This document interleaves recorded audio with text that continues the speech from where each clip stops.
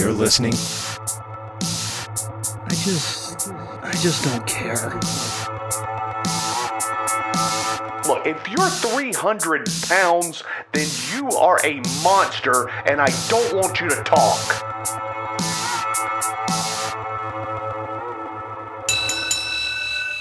Welcome back to This Is a Work. My name is David Hensley. I'm the owner and creative director of Long Walk Productions, and tonight we are coming to you for the first time from the new home of Long Walk Studios / Kayfabe Outpost 1. And I am here to introduce your host, David Two Doggz Hayes. Oh, thank you so much, David Hensley. And welcome to This Is a Work. This is the only premier podcast in York, South Carolina. And we are coming to you from Kayfabe Outpost 1. I understand that there is a little bit of a sound issue tonight.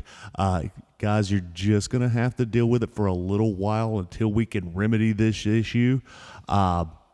So it's going to be weird. It's going to be a little more echoey than you're used to, I'm afraid, until we actually get a recording studio constructed. Until then, we're in a very tall building where the sound bounces a lot. So I apologize for that in advance, listeners. We couldn't have an even better situation. And the voice you are hearing is my tag team partner for this evening. It is not Chris the Fashion Plate Barnes.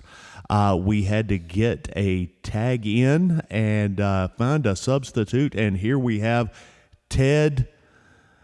I don't have a nickname for you, Patterson. What's up, brother? It's me. How are we doing tonight, David? I'm doing all right. It's been a good weekend. We just got to watch Crown Jewel. Mm-hmm. I've been watching the internet, and people have said this was the best Crown Jewel that they have ever seen, and I'll be honest with you, I tend to agree with them. What are your thoughts?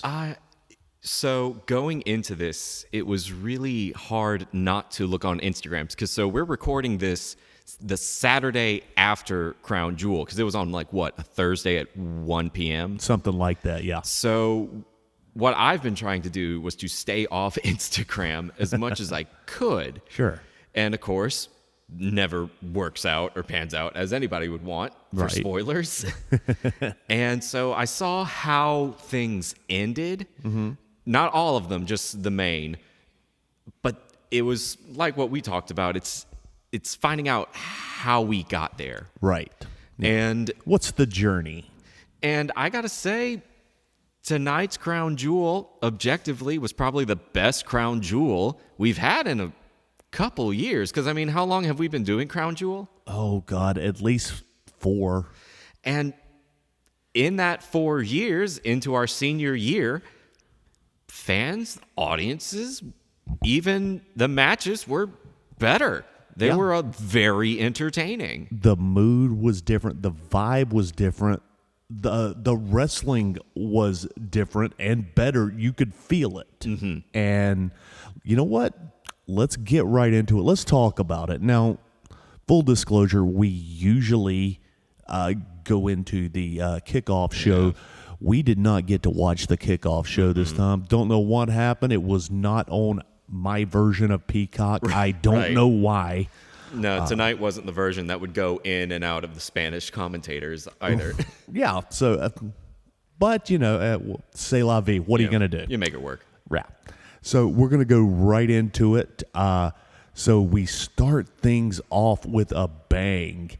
Edge versus the drip god Seth Rollins. Hell in a Cell. Right off the bat, what a way to start. We jumped right into it. This was a packed card anyway. Oh, it was. But to start off with Seth and Edge,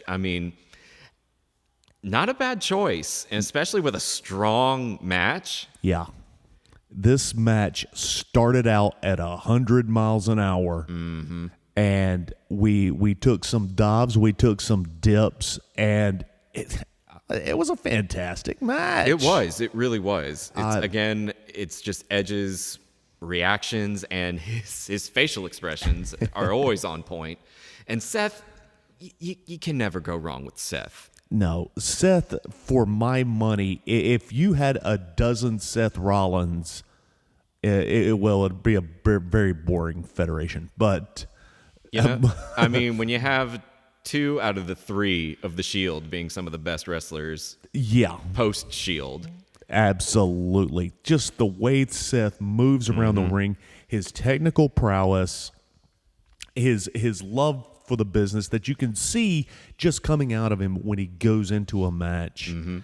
It's hard to top anything that he does, and he did not disappoint. Oh yeah. Now, the last time we saw Seth, or even a Hell in a Cell, right, over in Saudi, things did not go so well. Not always. Seth in the Cell, just not a lot of good things happen. No.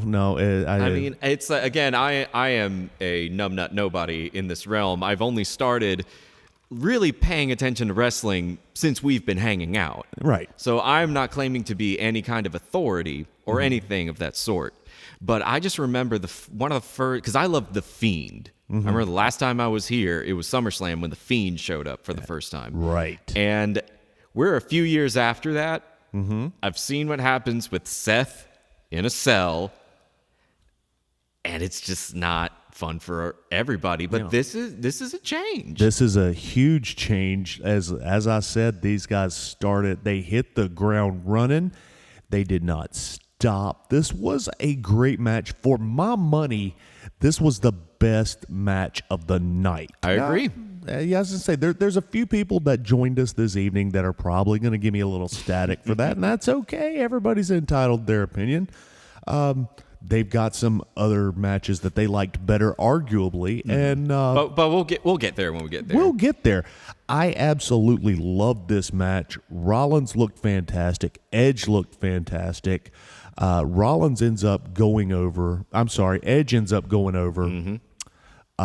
So many things happened. At one point, Edge breaks off the end of the chair and does some business with that. Rollins ends up getting that bar from the chair, stabbing Edge in his eye. It's like you pointed out that like Seth, not only with Seth and cells, but Seth and eyeballs has always been a consistent theme with him.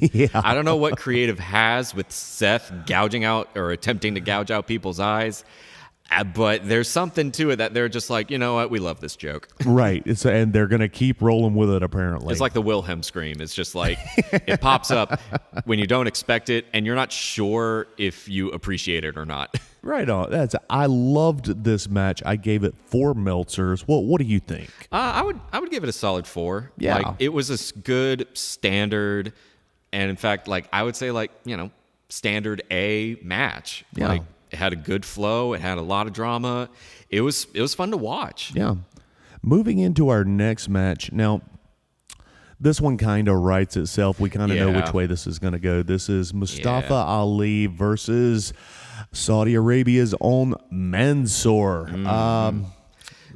Now, Mustafa's had a bit of drama the last few years. I mean, especially in the last 2. So yeah, he's been the leader of his own cult, right. Which turned into a 4-man stable, which turned into a group of jobbers, it's a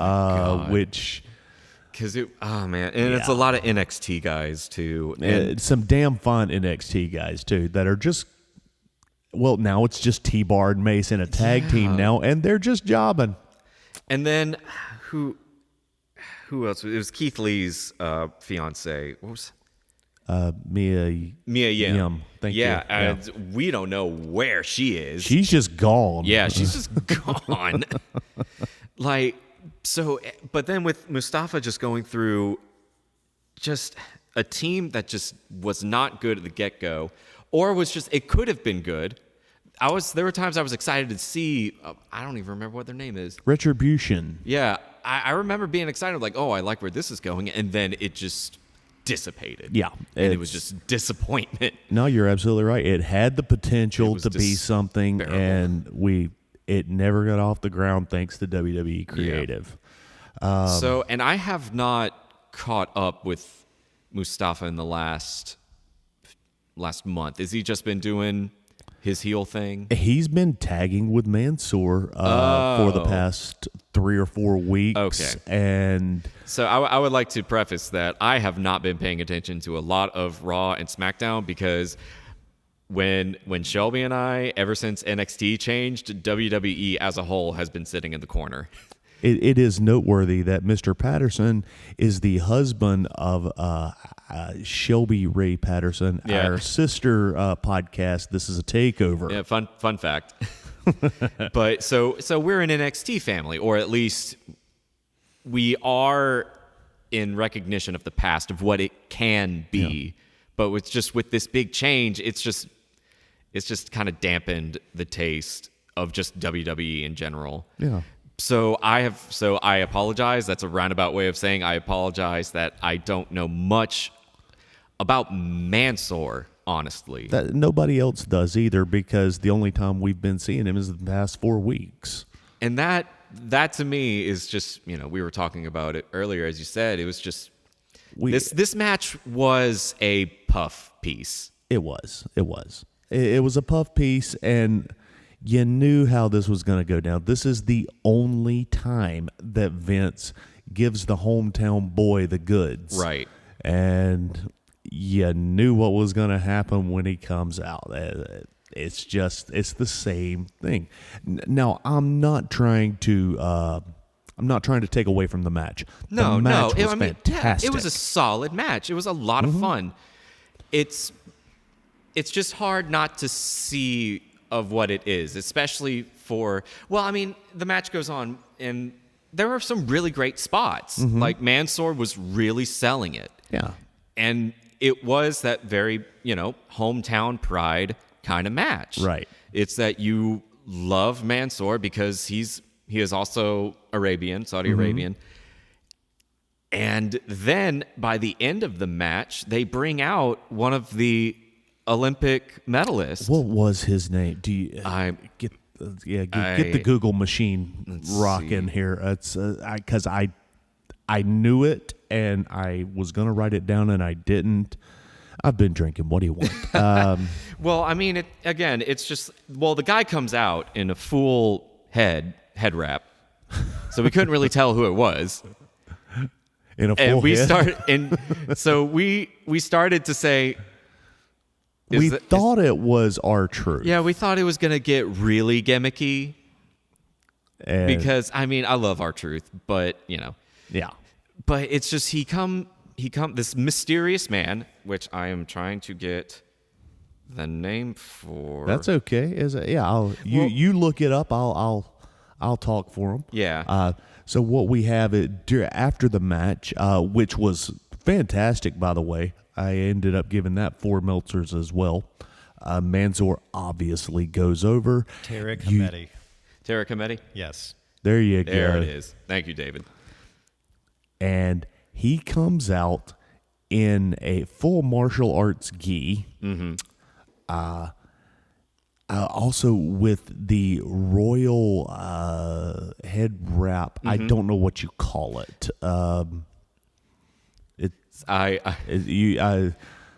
been calling it a sari for years, but I was now come to my attention that that's a dress that you wear. I am not as cultured as I seem. Clearly, I'm not either. So right, but it's to disguise who he is, right? Because it's this mysterious man comes in and it's just like, is there going to be a great big spot? And then it was the silver medalist that would reveal himself. And that was also a cool moment because he was a Saudi Arabian karate champion. Yeah, which Michael Cole, what did he say? Called him a what did he call him? He was a karate guy. He was a karate man. No, I said that. What did he call him? He called him a karate guy or Karate player. Karate fighter. Karate. Which I don't know. Just everything Michael Cole says is It's just karate fire. Yeah, I'm going to be a captain sailor. why? Be a fire flame. Just say an Olympic martial artist and leave it at that. And But nothing can be simple with WWE. We got to go all the way around. yeah, and if you want to say he's an Olympic martial artist in karate, or if you want to put a little stank on it, say karate. Karate. If you want to put some Southern on it, just say K-Roddy. K-Ratty. And so he comes out. They, him and Mustafa, they jaw for a minute. Yeah. Mustafa jumps off the rope, starts to come at him, and runs right into a side kick to the head, knocks him out, and Real clean, too. big pop. Yeah. Is this guy coming into the Fed now? Maybe. It'd be interesting to see. I wouldn't mind seeing that. I mean, it's not the first, medalist that they've gotten into to SmackDown. It's not Because also it's not the first K-Roddy guy. right. I mean, I still, they're still like, they announced he was another like Olympic gold medalist for like wrestling that came during WrestleMania. What was it? Well, there was. It was SummerSlam. That's what it was. Oh yeah. That was the he most looked recent. So unimpressed of being there. Yeah, and he's actually signed. Yeah, that's what I mean. So I can't remember his name either. So if this other silver karate fighter comes to WWE, I mean, it's so not. silly to say it like that. How could you not? Like, I'm going to be an airplane man pilot. Like, it's Michael. Yeah. Why do you do what you do? Why is he? How the hell has he made it this long in the Fed? I mean, the mind reels when you think about it. I say the same thing about a lot of people who I don't like. Right? How did you get this far? All right. Well, moving on to our next match. Well, how many Meltzers did you give it? Oh, I gave this 4 Meltzers. It was a fantastic match. It was a lot of fun. Had the right amount of gimmick to it. Yeah, it was good, and the story it was a little weak because they just broke up this tag team. Mm-hmm. I hope you're sitting down for that, but yeah, last week they broke up, which I know Vince loves tag team wrestling. No, yeah.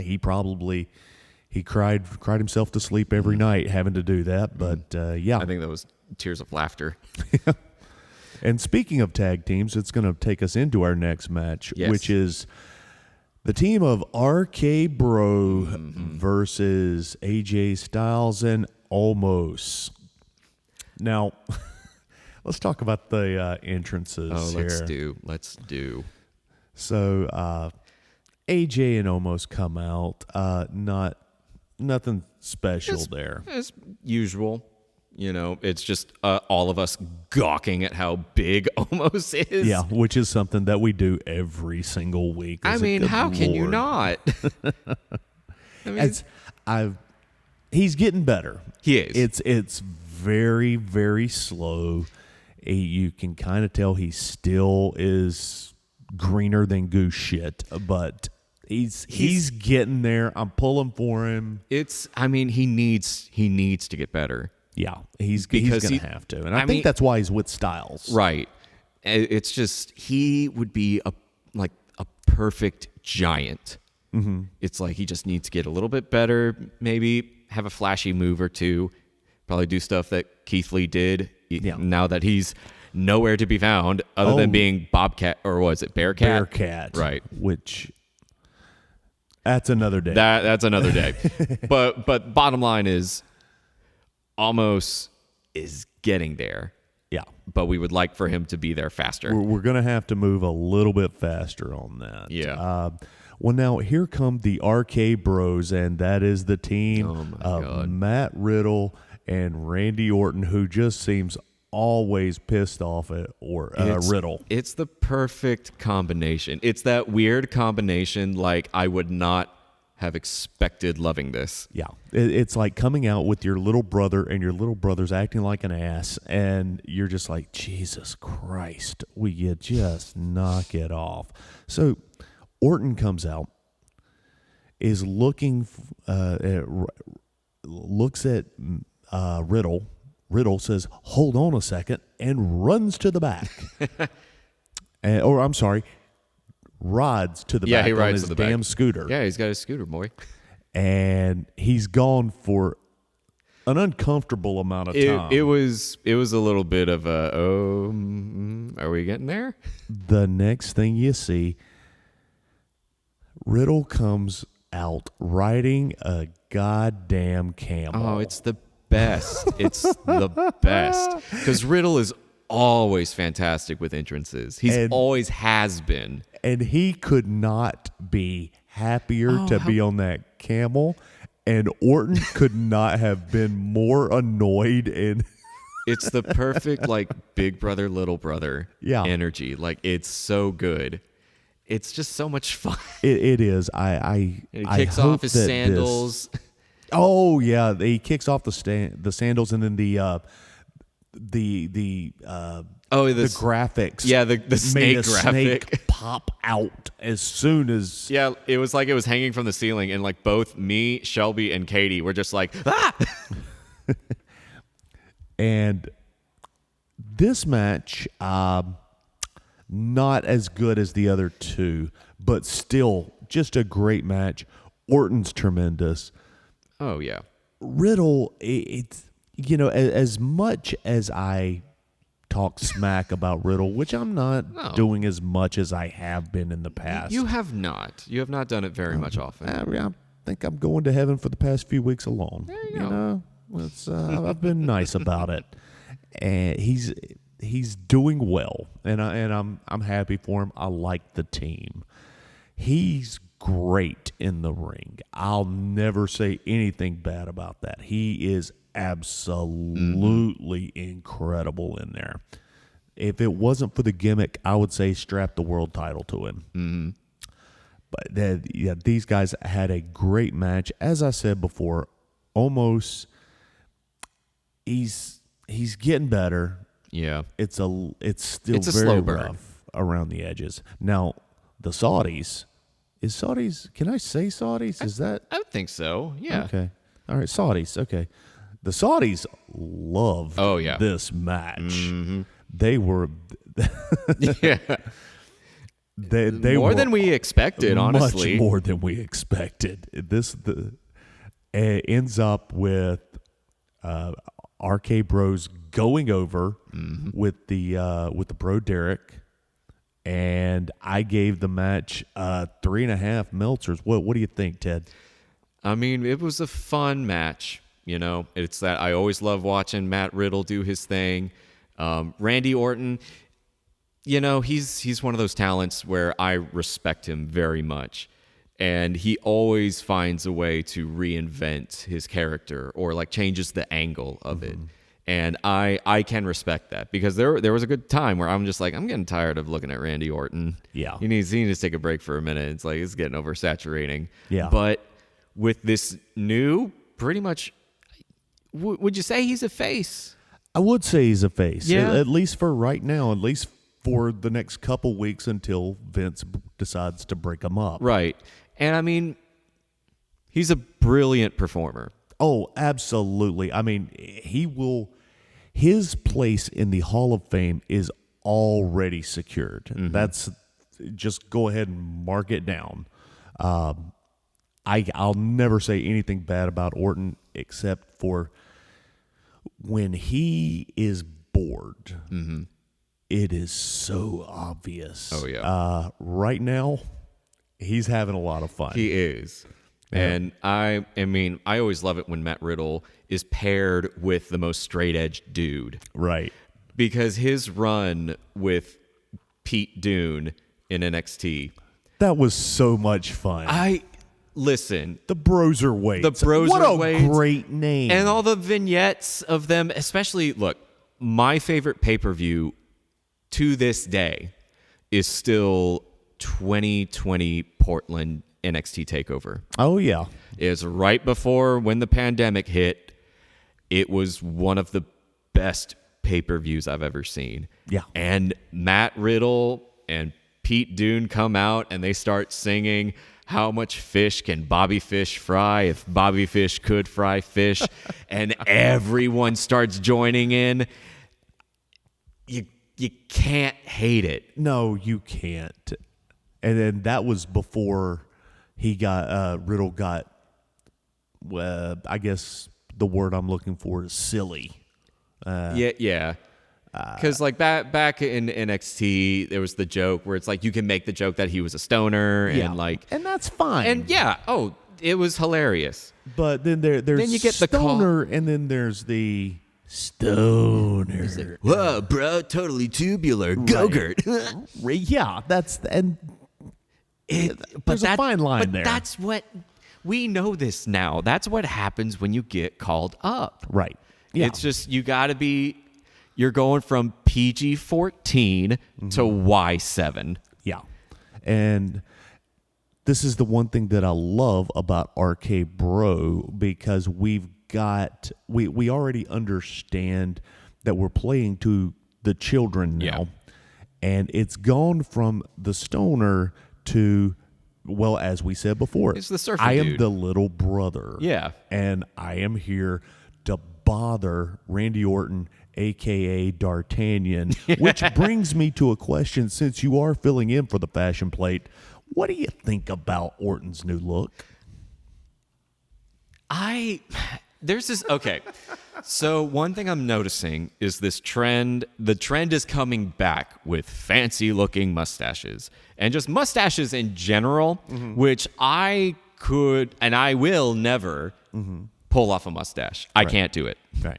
And for those men who can, and for it to look good, much like Randy Orton, especially Bobby Fish. Right. Because if you haven't seen Bobby Fish over at AEW yet, he looks like Clayton from Tarzan. Right. Like, he pulls it off extremely well. Yeah.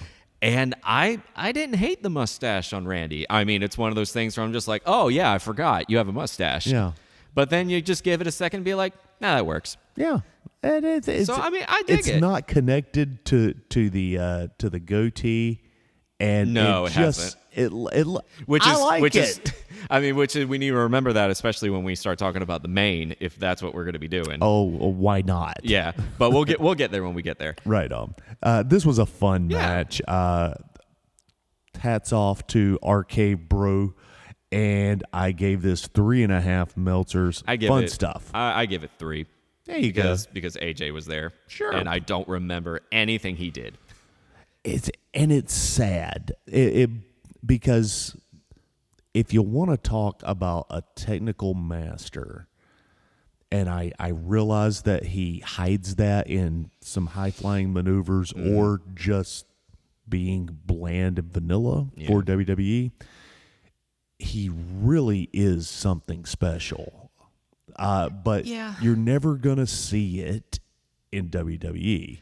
You just kind of have to know it. Right. Well, I mean, it's hard to notice him when he's standing next to a giant. Yeah. And you are distracted by just how large this human being is. Yeah. I'm like, I didn't know they came in that size. Yeah. What are you doing? Now, moving into our next match, this is our popcorn match, unfortunately. And sadly, it is the women's match. Okay. So we have Zelina Vega, who I go in and out on Zelina Vega. I do too. I know that she is capable of being a good female worker. I mean, we've seen it. Yeah, we have. But there's something about this time. But there's a start and stop with her. Yeah. And it's never been more apparent than her coming back to the Fed and this being her second run. Especially after that whole That whole third party, thing. Release and catchback, thing. It's been her matches look choppy. They look there's no psychology to it, which there's not a lot anyway. But would you think it's like fatigue of just like how it is? Just WWE as a whole, I'd love to say that, Ted, but I feel like that's an easy answer. I feel like it's got to be more than that. Mm-hmm. But who knows what goes on in the mind of a wrestler? But bottom line is the vibe is weird this time. The vibe is weird. The wrestling is choppy. It's not good. It's slow at times. And it can get scary too, Yeah. Just you're scared for her partner. It's just like, ugh. Yeah. And speaking of her partner, I was equally disappointed with Piper Niven. I refuse to recognize this bullshit name they gave her. Because Piper Niven is an incredible name.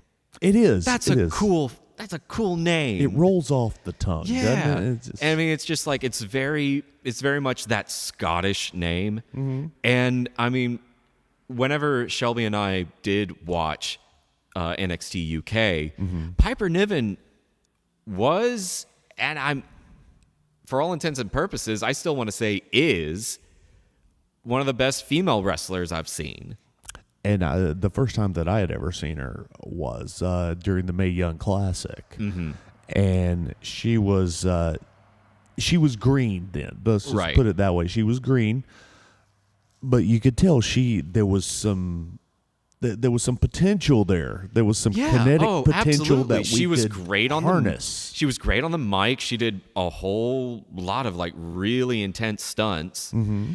She's fantastic when she is allowed to be. Yeah.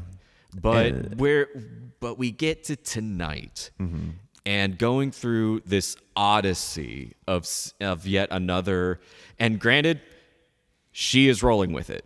I gotta give it to Piper. She is rolling with this dewdrop bullshit. Yeah.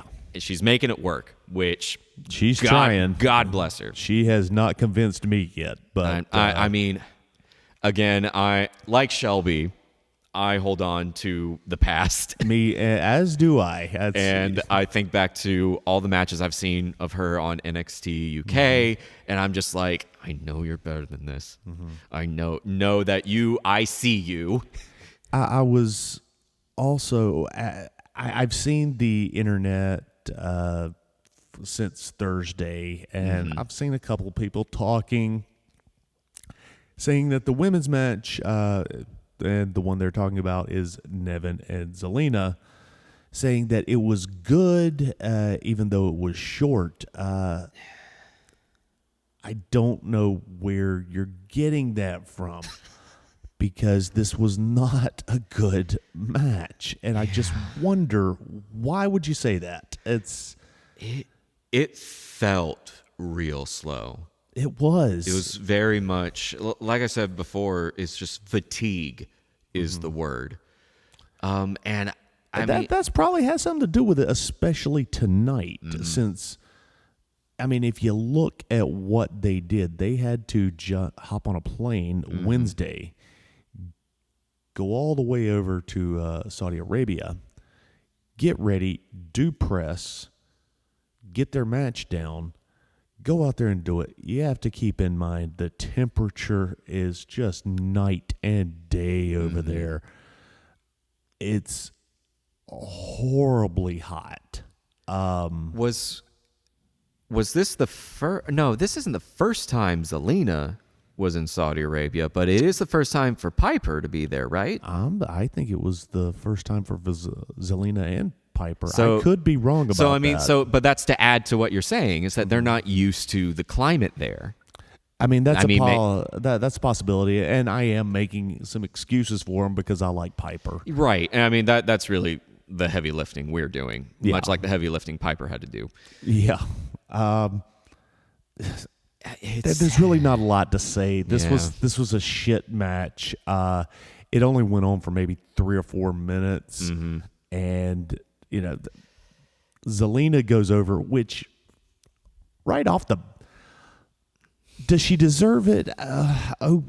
Yeah, I guess, but shouldn't we have put our best foot forward on this one? And I think that one's Piper. Yeah. And especially like Piper going through the story, the cringe-worthy storylines of the last few months, with like Eva Marie. Jesus Christ! For Christ's sake! Like I couldn't look. I mean, it's like there's a reason why Botchamania uses that bullshit trip scene for the last few Botchamanias. That's their credits scene. Like, oh my god! It's like she needs something within the next year. She needs like a real good hard-earned victory or something, And I feel like something they said, okay, we're gonna have this waiting in the wings, but eventually we're gonna do this. I think we need to go ahead and pull the trigger on Piper Nevins versus Nia Jax and have Piper go over. This is not a feud. Let me just make it. This is just me armchair booking this thing. I would not make this a feud because I wouldn't do that to Piper. This is a one-time match in a pay-per-view. She goes over and she goes over clean, and there it is. See, you say you don't want this. And the fact that you're speaking it, there's a strong probability it's gonna happen. Oh, it is. It is. And God, because I know how Pritchard thinks. Dangerous. I know how Pritchard thinks, and I know he's wanting to put this in. But he's like, I don't want to do it yet, though. We're gonna build them up first, and plus Nia's out for some weird reason we don't know. I mean, spin the wheel, you know. There's not a lot to say about this match. This was shit. We're sorry, Piper. Yeah, like that's the bottom of this. Is this? We're sorry. We're sorry. Congratulations to Zelina. Yeah, I guess. Not to say I'm not a fan, because I am. I'll watch your husband. Yeah. So she is the new queen of the ring. Yeah, good for her. Yeah. We'll see where that goes. Kind of a letdown on that. I mean, there might be a feud starting with her and Piper Niven, and maybe I don't know. Maybe I don't want to see it though. Yeah, that's the thing. I don't want to see that. I just wish good things for Piper. Honestly. I do too. That's what we got away. That's what we came away with this match. Right. Just good things for Piper. I gave this match 1.5 Meltzers. I can't do any better than that. Yeah, I agree. I'm a little disappointed in all the people that says this was a good match. It was not. Yeah. Speaking of bad matches, I was a little bit surprised by this next one. We have Goldberg versus Bobby Lashley. What? Now, we'll say this. We had more fun making fun of Goldberg during this match. I mean, it's him and Bobby. Like, honestly, I had a lot of fun with this match because half of the time we were like being Mystery Science Theater about it. Absolutely. Because it's no real human sweats like a fountain like Bobby Lashley. Like, I don't know a person that loses like the 75% of water that's in your body like Bobby Lashley. I mean, we know how he has abs now. Because there's no water weight. Once he comes back, he's got to stick a hose pipe in his mouth and just turn it on full blast because he is completely dehydrated. It all just fell out of him. He just starts making out with the camels. At one point, he was walking up the ramp and he slung his head, and you saw mist. Mm-hmm. You saw it. I mean, and it was thick. It was like raindrops. It was like an Enya video. It's like you could see it in slow motion. It's just like, what the hell? And then on the other side of this coin is Oldberg. What? And and him just lumbering around the ring, trying to. I don't even want to say wrestle. I mean, he's trying to find the breakfast bar. Yeah, he's trying to get to Hardee's. Yeah. So he can get his sausage biscuit and sit down with his Nana. It's just wild how he is still going, and it is not graceful. It's not. It's because, like, how old is Goldberg again? I want to say 53. 53? 53, 52, something like Isn't that. Sting in his 60s? No, but he's getting damn close. He's getting damn close. Yeah. Is Goldberg older than Sting? No. No. Sting is considerably older. So that is depressing. That Sting, a man older than you, is working crazy shows and is still taking bumps. Yeah. And what do you got? Sting is 62 years old. There you are. Yeah. So 60. So I was right. He was in his 60s, and Goldberg is in his 50s. Yeah. Goldberg outwardly appears to be in better shape than Sting. He's got paper thin skin then. Yeah. Oldberg is 54. 54. What? That's how is he moving like he has no leg? I mean, he's just. It's the Louis C.K. bit. He's bent over. He's walking. Yeah, it's cold. We're gonna go down to the bodega and get a cracker. Yeah, let's get a cracker. And it's just. Then you gotta get. I mean, that was most of the jokes of the night. It was just like pretty much it was just me making old man noises, just like pretty much. And we had the best time doing that. Now the match itself, I'm not gonna say anything bad about Bobby Lashley's wrestling anymore. Yeah, because I think he's come full circle. He really has. And I dare say I'm a fan of Lashley. I realize this time last year, I believe I said something to the tune of, I hate Bobby Lashley. I don't just hate his wrestling. I hate him for what he chooses to be, which is exist. And I mean, we were all like pretty over Bobby Lashley for a minute, especially when he was it was early Hurt Business. Yeah. Was when we were just like, because it was like MVP. Mm-hmm.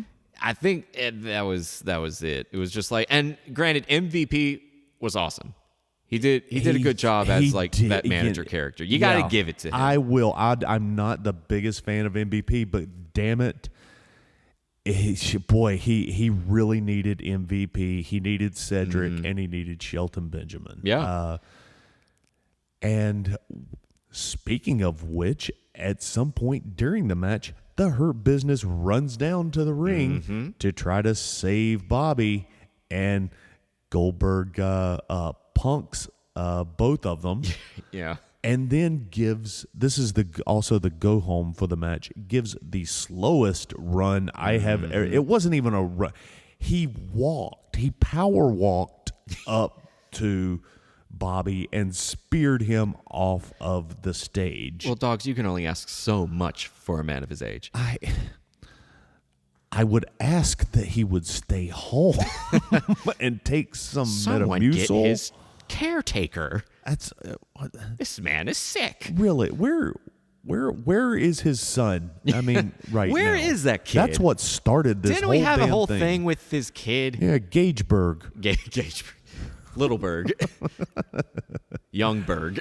Yeah, because MVP, he jumps on Gageberg jumped on MVP's back, and Right. well, And Lashley had a whole thing against Braunsberg. yeah. So, and that's what got this whole damn thing started. Well, how many Meltzers did you give it? Well, I ended up giving this 3 Meltzers. Now, most of those are because of Bobby. Yeah. That's more Meltzers than I've ever given Goldberg in a Goldberg match. Even when Goldberg was in the Nitro era, the Attitude era of wrestling, and he was young and still sucked. I've never given him 3 Meltzers for anything. Had there ever been like a redeeming moment of Goldberg that you were just like, you know what, I'll give you that? Because we have not had that moment. I have seen him do jobber matches on Nitro back when it was going on that he was impressive. But for the most part, no. It was very evident that Goldberg never knew what he was doing. And now he's old and still doesn't know what he's doing. Right. And I mean, like, probably one of like the biggest disappointments when I was watching Goldberg with y'all is when he was, and again, is with Bray Wyatt, just destroyed an amazing character, just buried the shit out of him. It's ruined it. And that was truly... Because that was almost other than him being set on fire by Orton, that pretty much was the nail in Bray Wyatt's coffin. And especially when you were in a botch because that was the one thing when we were watching this match when he was doing, what is it called, the jackhammer? Yeah. Because when he was at Crown Jewel, when he was going up against Bray Wyatt, he tried doing the jackhammer on Bray Wyatt. Bray Wyatt was a bit too big for him. Goldberg can only lift so much, a man of his age. And damn near dropped him on his head. Yep, almost busted Bray Wyatt real good. Speaking of that, I think everybody even Katie Bearden, who is a friend of the show. Yes, she loves Goldberg. She loves Goldberg. But we all were watching tonight, and Goldberg hooks Bobby, and the jackhammer is coming. And we all held our breath because he got him up there, and he held him for a very long time. Now, granted, anybody that knows anything about being suplexed, jackhammered, what have you, knows getting up to the top, that's on you. Coming down, that's on the guy doing that's the lead. The lead, yes. Bobby was good enough that he can get himself up there and hold himself in position and even do a little selling while he was up there. Coming down, Bobby had to kind of turn himself. Yeah. He almost didn't make it because Goldberg just straight dropped him. Yeah. And, we were just like, we might have another one. Yeah. But thankfully, no. Hats off to you, Bobby. You got through it. Let's not do that again. It cost you a bit of blood, but you did it. Yeah. And a lot of sweat. Yeah. I gave this match 3 Meltzers. Goldberg goes over. Of course he did. He's undefeated in Crown Jewel. So I think if I could be wrong about this, but I think he has 1 match left. I think 3 appearances, 1 match. I could be wrong about that, but I'm thinking that's what's in his contract. For this run? Yeah. I'm hoping to God that he doesn't re-sign. Do you think we're going to have a last, kind of like what we had with Undertaker with Goldberg? Jesus, I hope not. Like a send-off for Goldberg? You think we'll ever get that? God, I hope we don't. No, I don't think we will. And I'll tell you why. Because he's been gone before, and we never had a send-off for him. He's not a WWE creation. That is true. So no, I don't think we're gonna send him off. Okay. I think we're just gonna let him drift out to sea, and we're not going to set that. Just kick the dog outside. Take the leash off, kick it outside, and there we go. Moving into our next match, now we have Big E, Yes. our WWE champion, versus the challenger, Drew McIntyre. Yeah. Okay. Good match. Oh yeah. So I never dislike anything Big E is in. I don't either. I love Big E. He is an Adult Swim character incarnate. Yes, he is. I love that man very, very much. Yeah. Now, I like Drew. He's a decent hand. He's a big guy. He's a strong guy. He's a good-looking guy. He's WWE tailor-made. And I mean, he's got the most unique story of all most of WWE, essentially. More in the lens of the pandemic era. Right. Where he was the heavyweight champion during the pandemic. And you know, God bless anybody that had to go through that shit.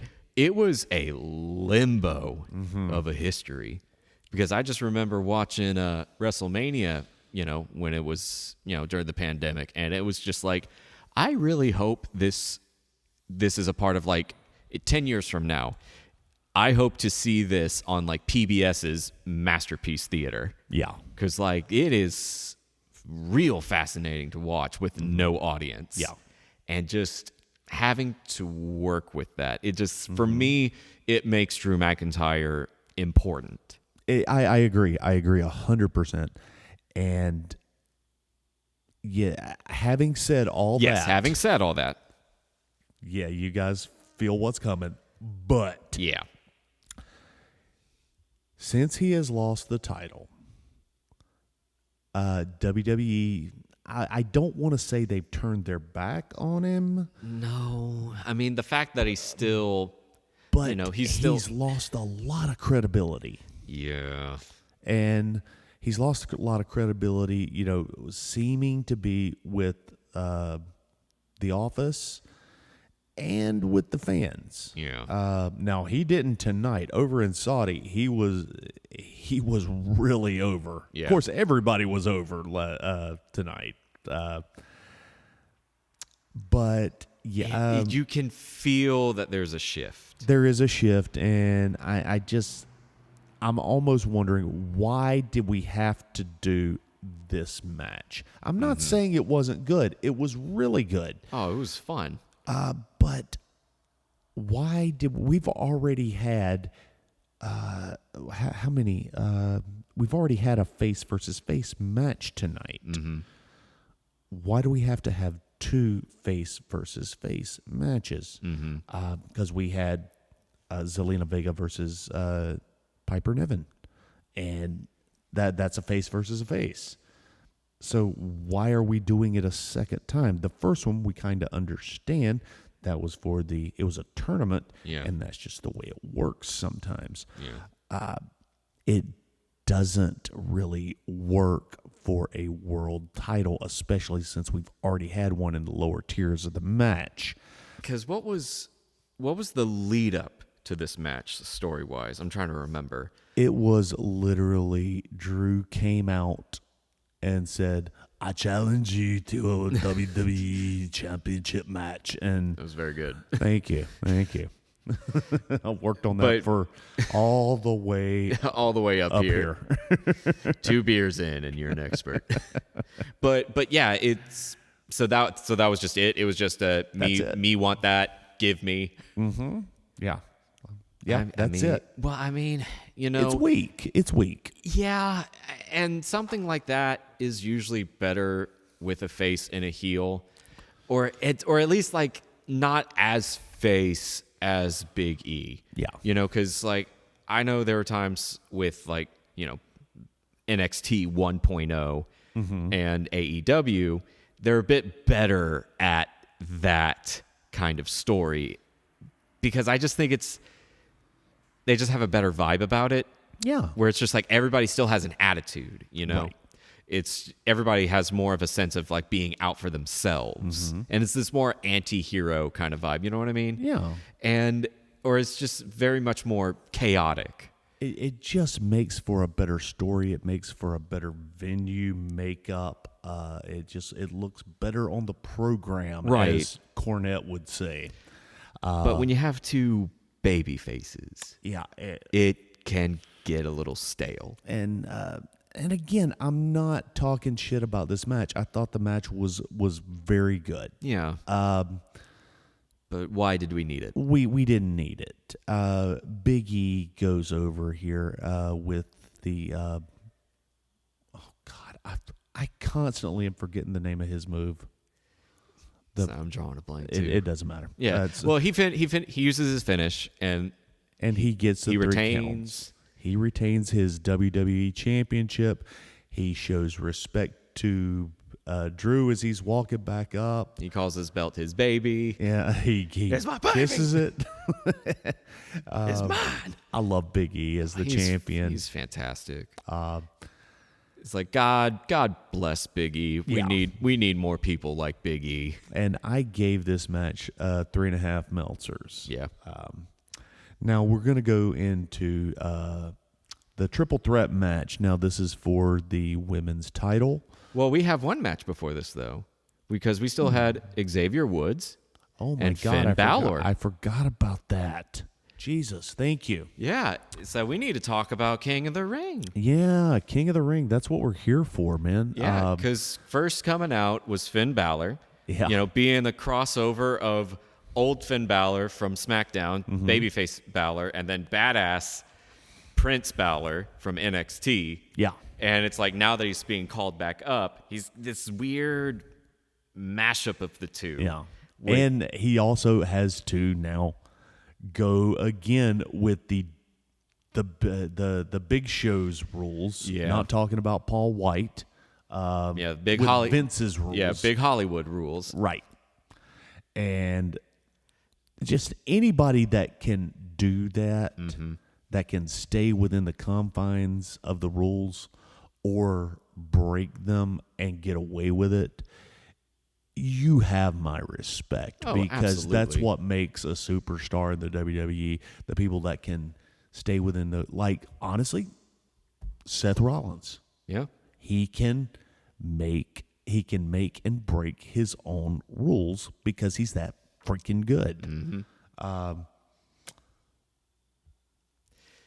Then we have Xavier and Finn. I'm not taking anything away from them, but when Finn came back, there is a disconnect there. Yeah. It's slight.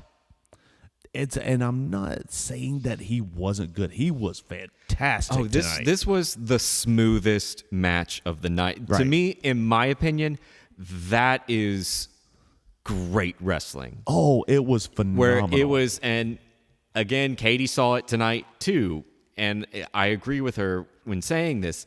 Wrestling is amazing when it looks like a dance, when it looks like real performance art. And it's so watching that match reminded me of whenever Shelby would show me PWG videos. oh yeah, oh and yes. seeing just the absolute Cirque du Soleil dancing that those guys do. And who could have a better dance partner than Finn Balor and Xavier freaking Woods, The man? most supportive performer you're ever gonna work with. Yeah. And and Xavier, he has that cult, and I'm a part of that cult following of up, up, down, down. Like Absolutely. those, if it weren't for the party, we wouldn't know what to do with ourselves during the pandemic. Right. And watching those guys play Uno, and it's like the greatest sense of friendship you're ever gonna have and ever gonna see. Like, how could you not have a perfect match with Xavier Woods, especially, but only because, he's paired with some guys that he really had to do a lot of carrying around. But this match was one of those matches where it's just like these two are part of the best. Yeah. Like, these two are the best that WWE has, only among a handful of them. Like, they are two of them, and I loved it. I thought it was a great match. I didn't see a lot of error. No, honestly. and I didn't either. And just talking about Xavier, I have been saying this since we started the podcast. Xavier is my vote for your next world champion, WWE, Universal, whatever. That's my guy. Yeah. It's there is absolutely no reason he should not have it. The only thing that I can think of is Vince is like, well, he's in the New Day, and that's a silly gimmick. And the thing is, We already got a new gay guy being the belt. It's no, he's a good-looking dude. He's got the body for it. Yeah. He's got the moves for it. He can cut the promos. What else do you want out of your world champion? Are you trying to tell me that Xavier Woods does not have the charisma to be a world champion? I don't think so. No. He's totally he's the man. He's the man. And I feel like this is the closest we're probably going to get to that for a while, or at least something to hold the audience over. Yeah. You know, because we don't know what exactly he's going to do with the King of the Ring gimmick. Because Baron Corbin drew that out for, God, how many years? Yeah, it was a full year. He was King Corbin. It was a full year? Yeah. Okay, yeah. Probably little more. It felt longer because I was just like... you didn't say his name properly. Oh, I didn't? No, it's Happy Corbin. Oh, that's right. He's happy now. Yeah. Before he was poor. Now he is happy. Yeah. Therefore, he gets the name Happy Corbin. Well, creative was just a doozy that day. Well, weren't they though? It's almost as good as Dewdrop. Oh, Jesus. Did you guys just make that up? No. What? No. Is that a thing that happened? You can Google that. Happy Corbin? Happy Yeah, oh, yeah. Corbin. That's real. Yeah, that's a thing that's happening. I hate everything about that. Don't you though? That is the correct response. It is another dumb thing they got him doing. Yeah. Yeah, that's a crackerjack bunch of creative right there, baby. I mean, I see it in NXT now every week and be like, wow, so it is your fault. Mm-hmm. Yeah. I mean, it's just like, all right. It's the damnedest thing I've ever seen. It's just the blinding lights of creative. But I will say this. Xavier Woods goes over and is your new King of the Ring. And God absolutely almighty, what a match. The go-home on this was a slingshot, rear-naked sling blade, which I don't think I've ever seen anyone do that before. It was incredible. It was beautiful. It was just the prettiest damn spot. And, if somebody wants to get into an argument with me over which match was the best, and they say this match, I can't put up much of a fight because it was damn good. It was flawless, honestly. Yeah. And I also, this was also with Zelina, is that neither her nor Woods could get the cape on. No. I don't know what it was. It might have been. Why do we have the cape anyway? Hey, it's Flair, What do you gotta do? Also, what I remember from King of the Ring, there's always been the king or queen's loyal subjects. Oh, really? Put the damn cape on for them. Oh. I don't know why we couldn't get those subjects there. It might be COVID rules. Well, we had them. We had all those guys walking out with Goldberg. You would think. Yeah, didn't they do that with Corbin too? I don't know because I don't remember who was King of the Ring after Corbin. The grizzled young vets were his subjects there for a little while. Really? Yeah, you don't remember that? No, I don't. WWE is right about was- one thing. It's like we are just forgetful creatures. Yeah. It's I don't remember It that at didn't. all. No, it didn't last very long at all. I mean, I'm thinking 3 weeks, but yeah, Really? that happened. God. I feel so sorry about the grizzled young veterans because they're amazing. They are, and yet I don't remember the last time I'm they sorry, had a it's belt. not the Grizzled Young. Oh, It's no? the Forgotten Sons. Oh, sorry. Oh, how dare you? I know. I know. See, again, it just shows how right WWE is that we're just easy to forget and Yeah. easy to believe. But yeah, I gave this 4 Meltzers. I'm so happy that Xavier It was Woods good. is now the king of the ring. Yeah. I hope That This might lead gimmick. to a title. Or I mean, it's like because I don't know how like serious you take the King of the Ring as a title. it depends. It really depends. The King of the Ring has catapulted wrestlers into A-list stars such as Austin, Booker T. Triple H, Booker T. I mean, Booker T, but yeah. I mean, several superstars have Yeah. gone on to greatness because of that. I would, But then here in recent Yeah. memory, like people like Baron Corbin, Yeah. Shinsuke Nakamura. oh yeah, Yeah, that happened. I forgot about yeah, that. Yeah, he's still technically, well, he's not anymore, but yeah. yeah, because he got booted out of the King of the Ring. So Mm. yeah, so we'll see. Yeah, but I agree. I'd give it a 4. Yeah, I thought it was a great match, flawless, 2 awesome performers. Absolutely. So now we'll go into Now we go to the ladies. Yes. The triple threat match for the women's title, and that is Becky Lynch, Sasha Banks, and Bianca Belair. It's basically the same kind of feud we've been seeing. It's just Bailey's not there. Right.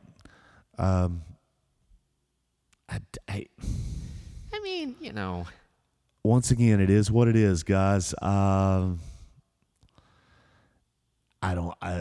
had kind of made the joke, but I'm also looking for an excuse as to why this match. I don't know if I'd go so far as to say that it stunk, because I don't think it stunk. But would you say predictable? it was very predictable, much like the Niven Vega match. It was very slow. It was very choppy.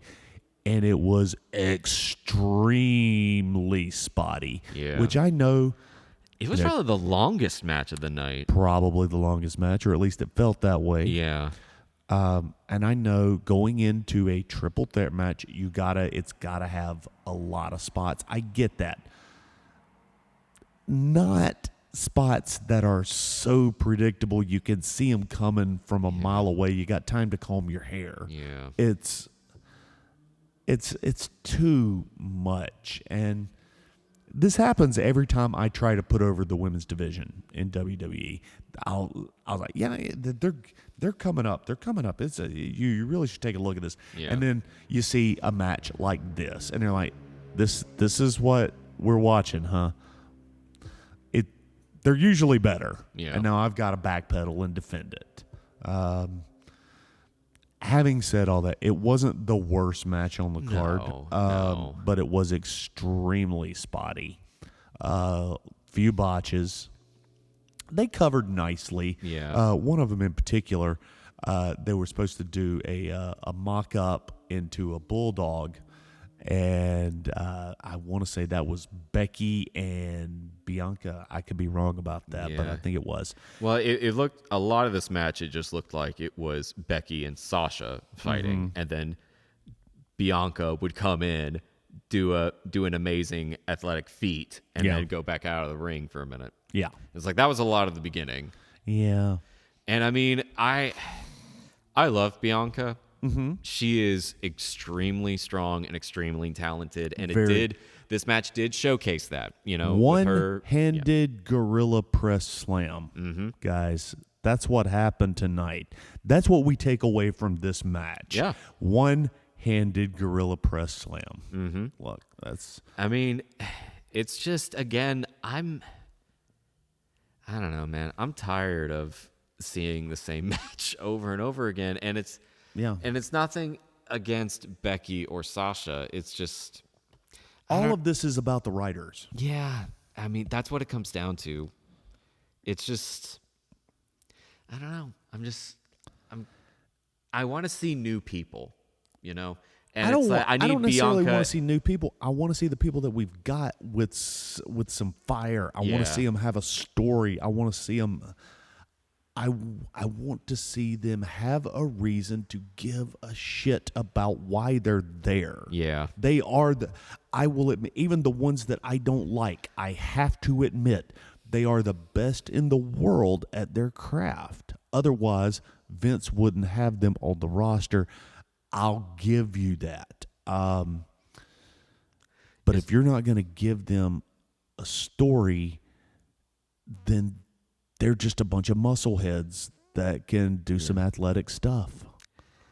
Yeah, and I think that's what it comes down to with me when I say that is just I didn't care a lot about this match. Just bottom line. Yeah. Like, you know, I didn't care about this feud once you took the belt off Bianca the way that you did. Right.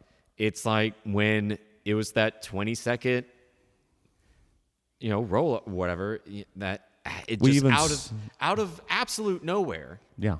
I'm just like, okay, why do I care about this if that's what you're going to do? And looking back at the video package, we were looking back at that earlier, and I believe it was you that said it. They're really proud of this. No, that was Chris. That was Chris Mr. Barnes. said that. And he is correct. Yeah, they are so proud of that package. And why? Why did you think that was good? Yeah, I don't know. There's a million ways you can go here to critique what's happening. Well, it is the same thing that happened to Kofi. Mm-hmm. It's a big change, this big turnaround, or like this big just like model change or whatever, and they're just like, hey, that's worked so hard and has mean the world to countless of our fans. Yeah. We're going to take it away from you. And bringing back Becky as a heel, in my world, this is a terrible idea. Yeah. You have heels. You've got Carmella, and I don't care what people say. Carmella's a good hand. She is, yeah. You gotta give her that. You love to hate her. Yeah. You also have the recently returning to action Sonya Deville, another good hand. That's right. Which they've done nothing but job her out as well. Mm-hmm. Well, my notes just went down for a second. You've got all of these players. You didn't need your top female draw to go heel and lose that revenue source. Yeah. Are you telling the man shirts weren't selling? Are you really telling me that? Come on now. I don't buy that. And no, not for a second. And that's just the whole thing about it. It's just, again, it just comes down to creative. Yeah. That's what made this match not that great. Right. Because these are amazing talents. They really are. They're three of the best women's wrestlers we have in the genre. Mm-hmm. And it just felt stale. Yeah. And that's why I gave this match. Becky retained her title. Yeah. I gave this 2.5 Meltzers. Not a ton to say about it. That's about it. Let's move into the main event. Let's go into it. Let's go into the big man, the big kahuna, the big chili boy. This was my favorite match of the night. Yeah, I said that. Boy, you guys should have seen the look David Hensley gave me. Yeah, Hensley, he walked out to make sure everything was prepped and ready for the podcast. Accidentally on purpose. And I mean, you can't blame him. No, it's because like after the last few months we've had the year of Roman Reigns we've been having. What do you expect? Are you expecting a 5-star? Of course not. So yeah, I don't blame you. I had a lot of fun with Roman Reigns versus Brock Lesnar. It was one of those matches where I was just like, okay, so where does this go now? Yeah. Because we had a lot of money on him losing that title. So spoiler alert. Yeah. But we'll get there. But it was just we had so much faith that it was going to go the way that we wanted just a month ago. Yeah. Once they announced that Brock Lesnar was back in our faces. You guys had faith? Right. Yeah, right. Well, people around us did. Well, I mean, you gotta look, David. There are days you just gotta have something to get through it. Sometimes you just really need that light sometimes to turn green. Yeah, sometimes deep breaths and water can't really do everything. You gotta have a little faith that maybe WWE will do what we want. And look, I understand why that happened. I mean, it's why we keep watching. We're going to talk about it. This was two bulls just charging at each other. Sexy. It was sexy. Well, it's like going back to what we talked about earlier. It's just Brock Lesnar has grown so much. It's that he just seems he's having a lot more fun on the mic. He knows how to work it. And this whole storyline with the custody of Paul Heyman is just, honestly, it's fascinating. It could be cringy. It could be just art. I don't even find it cringy. I love this storyline. I absolutely love it. And this is, I've been saying this since Roman turned heel. I've been saying, guys, the story's good. The story's good. And then the bell rings. This is the first time that I ever said, the story is good, guys. And then the bell rang, and I got what I needed. It wasn't the match of the night, not by a long shot. Yeah. It was because it's a standard Brock Lesnar match. It's a standard Roman Reigns match. But there was so much build up to it. Not only that, you had that Saudi crowd that was pulling for Brock and pulling for Roman. They didn't know who to pull for. You got Heyman on the outside that was damn near crying. My tribal chief. Yeah. Yes, my tribal chief. It brought good psychology to it. Yeah. Yes, you had how many did Lesnar? Oh my God. Was it 5 Germans? It was less than a handful. Yeah. Which is impressive for a Brock Lesnar match. Right. And maybe 3 F5s, and I'd say about 2 or 3. Roman did what Roman usually does, without the soliloquies. I saw no soliloquies this time. That was the most surprising to me, because every Roman Reigns match for the last year, we would get like a Henry V monologue spoken unto himself. To himself inaudibly. It's like watching. It's, there's a scene in one of my favorite plays, Rosencrantz and Guildenstern Are Dead, the comedy to Hamlet. There's a scene of them watching Hamlet say his own like monologue and soliloquy, and Rosencrantz goes, "What is he doing?" He's talking to himself. And that's how I felt with Roman Reigns, where it's just like, who are you talking to? And then by the time he beat the Fiend, or no, not the Fiend, by the time he beat the Demon King, Right. it was just like, oh, so you're speaking to God now. Yeah. Yeah. And it's like they have the spotlight and everything. Yeah. And that's not what we got tonight. No, we didn't. We got, again, 2 bulls in a china shop. Yeah, it was for the first time in a long time, we had a straightforward Roman Reigns match. Yeah.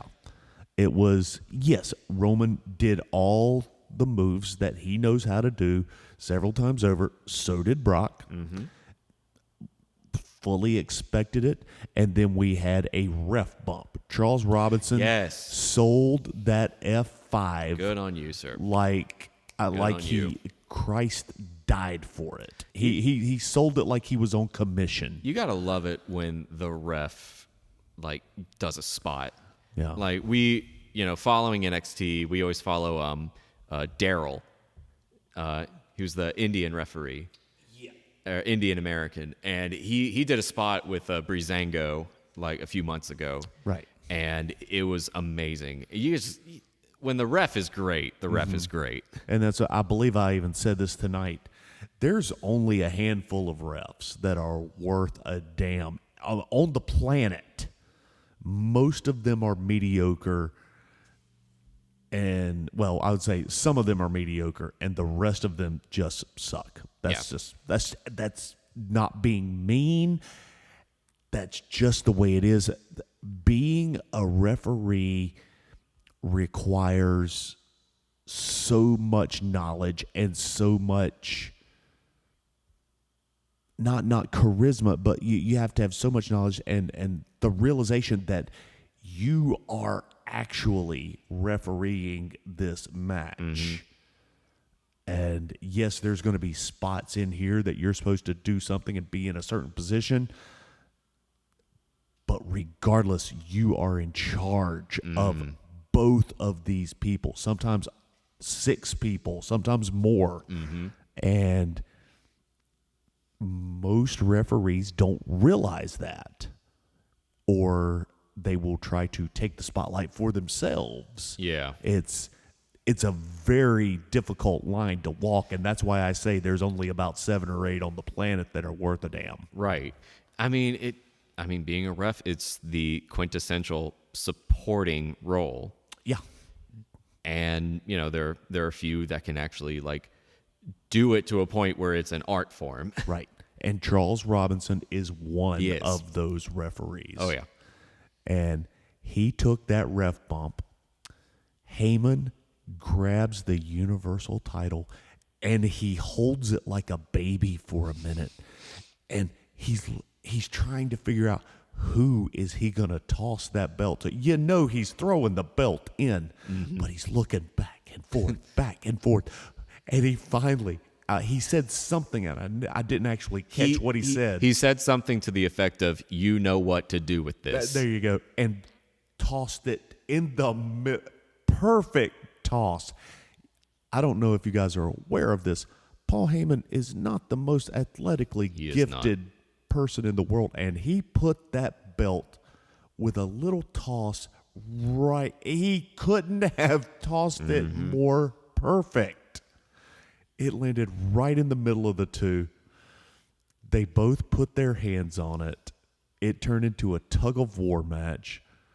Brock, being the stronger, pulls it away, hits Roman with it, and then here come the Usos again. Yep. You know when a match is over, and you know which way it's going to go when the Usos show up. Now, that is a rule now. Now, Brock wasn't having it. He takes care of the Usos pretty quickly, but not before Roman hits him with a spear, grabs the Universal title, smacks him one good time over the head. A new ref runs down, and he gets the 3 count.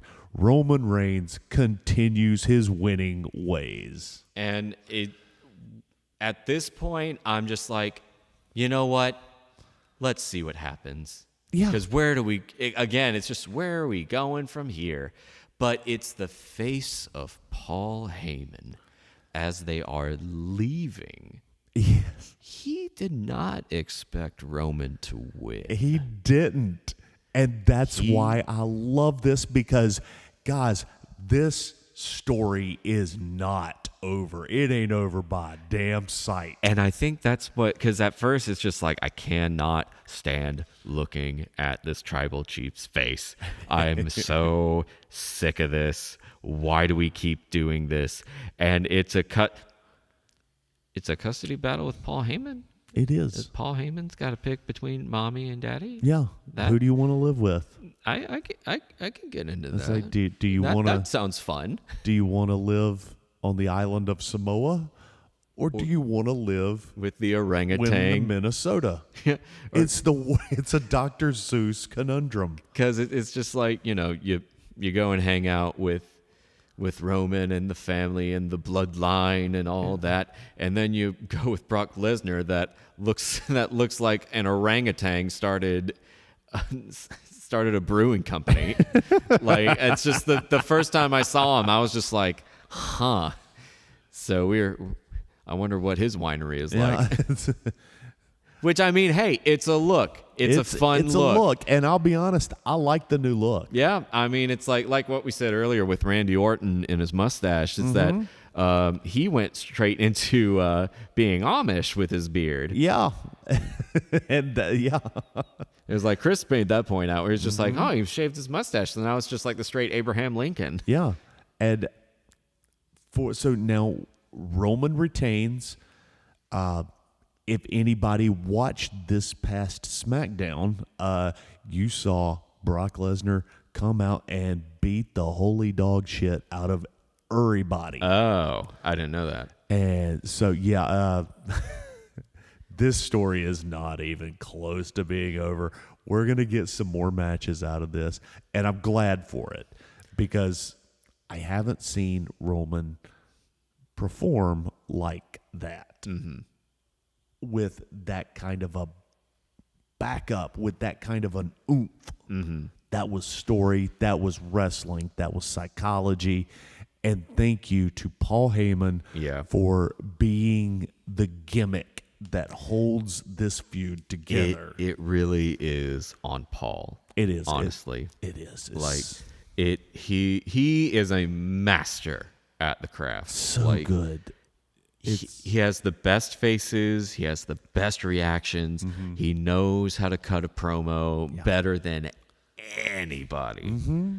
And absolutely. To put him with Roman Reigns, and it's just seeing the storyline now, I'm like, all right, I want to see where this goes. Yeah.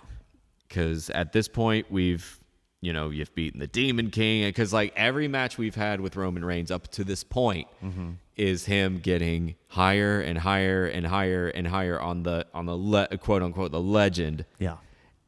And after surviving the Demon King and pretty much being called Jesus, right? And then you go against the Beast, and you win. You're having this new story of this man with the Olympian ego. Yeah.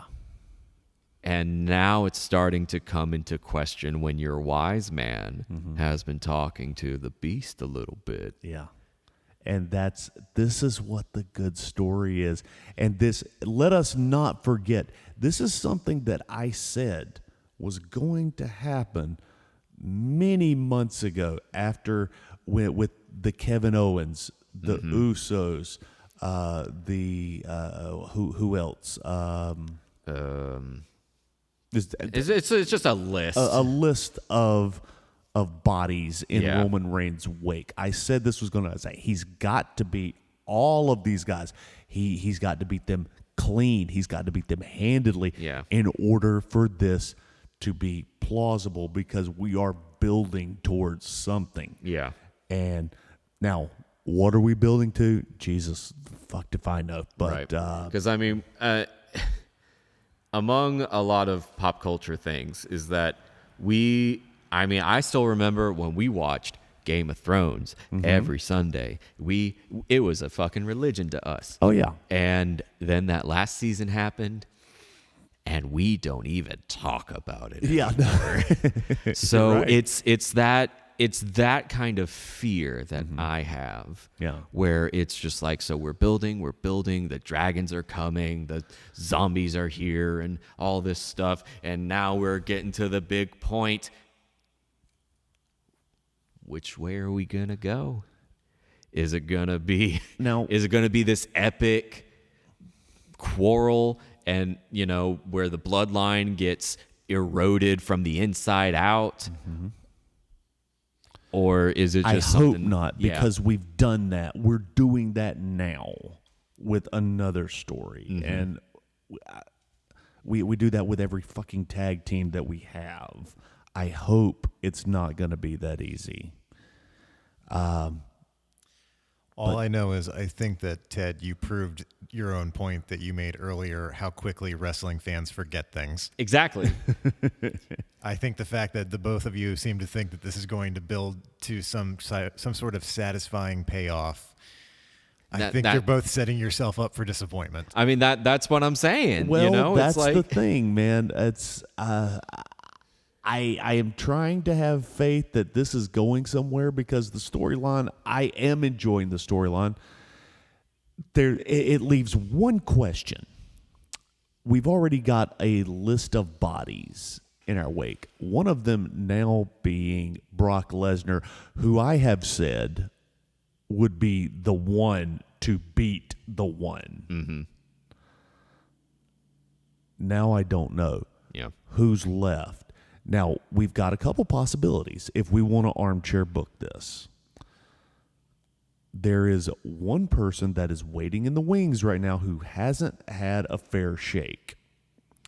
And I'm talking about the Bearcat himself. I was wondering if you were gonna. It's God. They really screwed up Keith Lee, man. Yeah, they did, but I mean, where else are we gonna go? you've got the Bearcat. Yeah. I don't want to say this, but the other option is Karrion Kross. I don't see it. I don't see that as Has he been on TV for the last 2 weeks? Has he? No, he hasn't. I think they're trying to get him out of there. Be like, Yeah, give it's it like, 3 we made a give it 3 mistake. weeks. They'll forget. We got to get you out of that gimp mask. And, We'll figure out a new gimmick.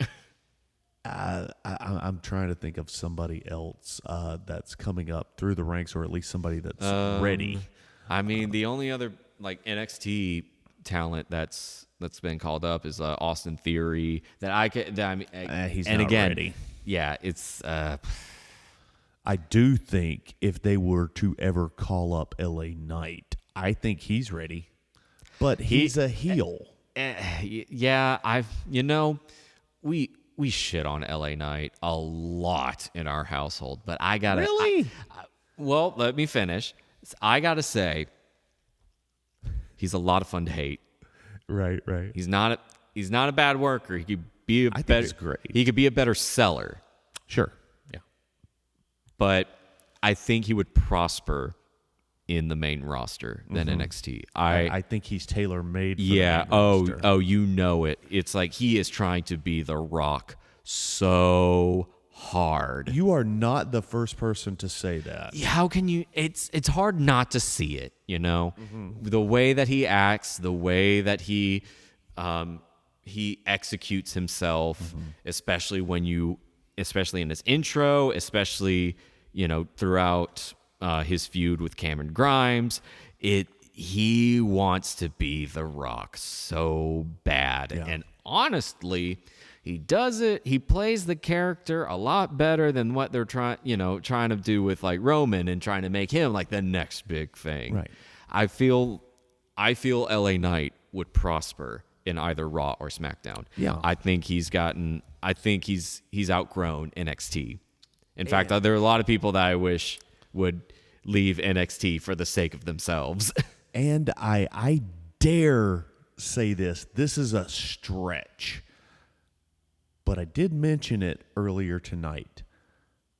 What if the power of being king of the ring went to Xavier Woods' head? He abandons the New Day and really starts to show his stuff. I mean, that could be a good David and Goliath kind of story. Is he, I could dig it. I think there's a possibility Maybe. there for him to be the one to beat the one. That'd be awesome. Yeah.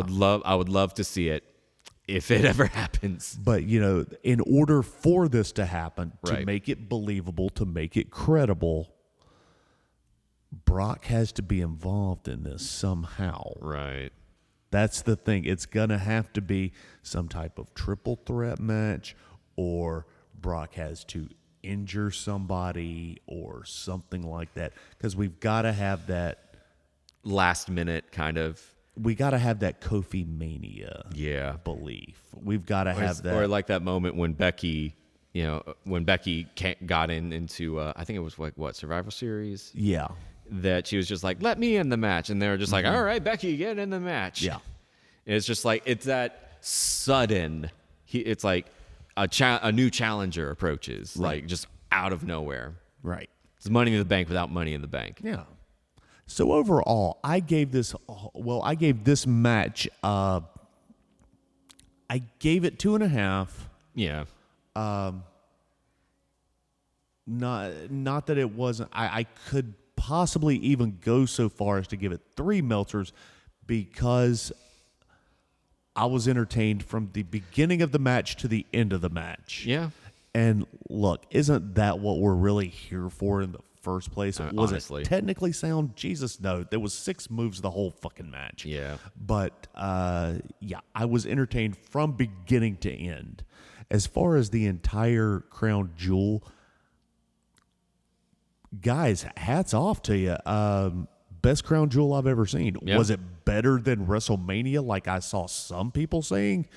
No. But it has been the more enjoyable pay-per-view we've had in a minute. Absolutely. This is a solid stacked card. Yeah. And I gave the whole thing 3 Meltzers. I could get along with that. Yeah. So let me ask you, since you are taking the role of the fashion plate this evening, Of course. I'm going to have to pose the questions to you. Oh, indeed. What would be your best dressed of the evening? My best dressed of the evening. It's hard to say, since this is Saudi Arabia. Right. And you can only, especially for the women, you Sure. can only wear They're 2 things. almost You can wear admitted- one thing. Yeah, they're almost omitted from the competition immediately. Right. Let's see. I always got to give it to either Big E or Xavier Woods and give them a shout out to their costume designer that has all the different kinds of gear at every different kind of show. Yeah. I mean, even though this one wasn't different for No, Big it E, wasn't. He still had the New Day Godfather. yeah, and so did Xavier. It was the same, color palette. But I mean, I always love their costumes. Absolutely. I mean, with the tribute to Brody Lee, the times that they were Power Rangers, the Mortal Kombat, Dragon Ball Z, like I always love their costumes. Absolutely. So I would give it, since he was the king of the ring, I'm going to give it to Xavier Woods. There you go. Right I mean, on. He's a snappy man. He's a snap dresser. What would you say would be the worst one of the evening? Oh, Any man. one of the women. They're all wearing the baggy pajama shirts. I mean, what are you going to do? Like, It's not their I will fault. say- It's not their No. fault. I will say, I think the one that I saw that I'm just like, that's got to be uncomfortable is Sasha Banks, because what she had under her shirt and the black long sleeve, it looked like a bedazzle set, like a kind of like a choker around her, but it was like a one suit kind of thing. Right. But I mean, her getup under her shirt was like all bedazzled, and I'm just like, that seems uncomfortable. Right. What if one just like pops in your neck? Yeah. And I don't know. That I would say Sasha Banks. I can dig it. I was just like, everybody, I'm a big believer in dressing comfortably. Sasha, what you were doing did not seem comfortable. You could just kept it to the shirt and long sleeves. A lot of times, that's the kind of costumes these ladies pray for. Right on. Because there's some things that can be uncomfortable for the wrong reasons. Yeah. Now, Mr. Hensley, I know you didn't catch all of it, but do you have a best performance this evening? Absolutely. It was the 3 camels. There we go. We Yeah. forgot about the 3 camels. Yeah. Actually, it was 6 camels. Yeah, it was. It was on audience left and right. Well, actually, it was 7 camels, including the one that. How could we forget? Yeah, exactly. Matt Riddle's camel. Yeah. Okay. You know, you never say no to a camel. Right. Worst performance? Oh, I don't have anything. I didn't think so. That's all right. Well, you know what? I think that's going to do it for us. Yeah. Ted, thank you so much for stepping in as of course. co-host this evening. This Of has been a course. little slice of heaven. Yeah, I mean, I'm really excited with this new space, and now that I'm closer, I'm back home. You know, with me and Shelby being in the new house. Got over to the good side of the Yeah, Carolinas again. We did. I mean, I was just boomeranging, honestly. Right. You know, go up to Charlotte, met my wife, and came back here again. You got to go up there for something. Yeah, you know, it was worth it. I would say so. Yeah. I think she'd appreciate that. Yeah, she's all right. Yeah, and you know, I love you, Shelby. I'm Yeah. only teasing. yeah, but you know, I wish Chris was here. You know, Yeah, It's yeah. that he had his responsibilities. Absolutely, And, absolutely. You know, and I hope you can invite me back a little bit more often. Absolutely. It has been a joy. Yeah. Again, guys, we want to apologize if the acoustics are not the greatest. We're going to take care of that. We're working on it. It's a slow burn here at the Kayfabe Outpost, but we're going to get that taken care of. Hensley, what you got? Well, we're sort of on a hiatus until I get fully moved into this new space. But in a couple of weeks, probably around mid-November, we're going to be continuing our Christopher Nolan filmography discussion. Next, we're going to be talking about Interstellar, a film that I have seen once and did not really enjoy. So I'm going to be very interested to see how I feel about it my second time out. As I remember seeing it in the theaters once, and I mean it's not as fun as Inception or Tenet. Yeah, no, honestly. that's mostly what I remember is visually it was impressive. Oh, yeah. But that was all I can really remember about it. So yeah, but that's about it for right now. Yeah, just looking forward to getting our new setup up and running. Yeah. Now, correct me if I'm wrong. Doesn't NXT have a pay-per-view coming up? Halloween have it? So we don't know if we're going to have takeovers anymore. There has not been a big development on that. We have not heard with this new NXT 2.0. We do know that there is Halloween Havoc next week. Okay. But I think you and Shelby are going to be talking about that. Yeah, because I'm co-directing, for our listeners out there, I know the two of you know this, but for the listeners, I am co-directing a show that Shelby is in. Mm-hmm. So, I have no idea when the hell the two of us are going to have time to record that episode. Right. But we'll figure it out, because like right now she's just trying to figure out if there's even takeovers anymore. I mean, That's NXT true. That's true. NXT 2.0 is just so up in the air. Yeah. I mean, I'm already not liking that we might be getting a shaved Cameron Grimes. Yeah. So I don't like where that's going. I mean, that's enough for discussion as it is. Yeah. Well, what do you got, Hensley? All right. Well, if you want to keep up with Long Walk Productions, you can visit us online at longwalk.us, or you can search for Long Walk Productions and Long Walk Podcasts on Facebook. To see more of our original works or hear past episodes that are no longer streaming, you can follow the YouTube links in the show notes. And as always, thank you for listening. And if you enjoy this show or any of the shows on the Long Walk Podcast Network, please make sure to leave us a rating and a review on whatever platform you are listening on.